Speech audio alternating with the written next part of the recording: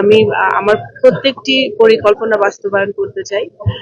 আমার নগরকান্দা সালতা উন্নয়নের জন্য আমার যে পরিকল্পনা সেটা আমি বাস্তবায়ন করতে চাই। আমি যে ইশতেহার দিয়েছি নগরকান্দা সালতার জন্য এটা আমি বাস্তবায়ন করতে চাই।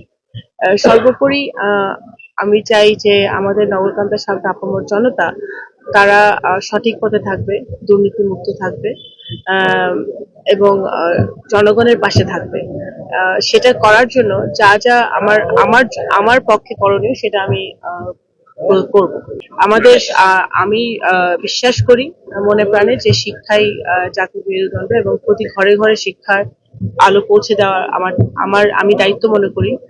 বাংলাদেশের একমাত্র স্মার্ট সিটি বসুন্ধরা এখন আরো নিরাপদ, আধুনিকতায় আরো এক ধাপ এগিয়ে আমার এলাকায়। তো আমি সেই কাজটি আমার দায়িত্ব গ্রহণ করার পরে আমি সেই কাজটি অতি দ্রুত শুরু করব।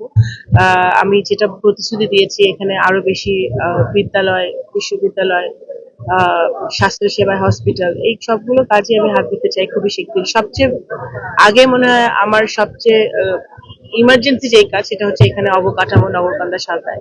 সেটা খুবই গুরুত্বপূর্ণ, সেটা আমি খুবই শীঘ্রই শুরু করব।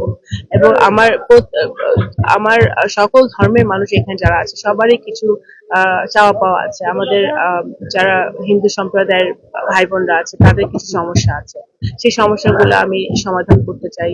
আমাদের অবশ্যই আমাদের আলেম ওলামা যারা আছেন, আমাদের ওই ওনার মুরব্বীরা ভাইদের ওনাদের সমস্যা আছে, ওই সমস্যাগুলো আমি সমাধান করতে চাই।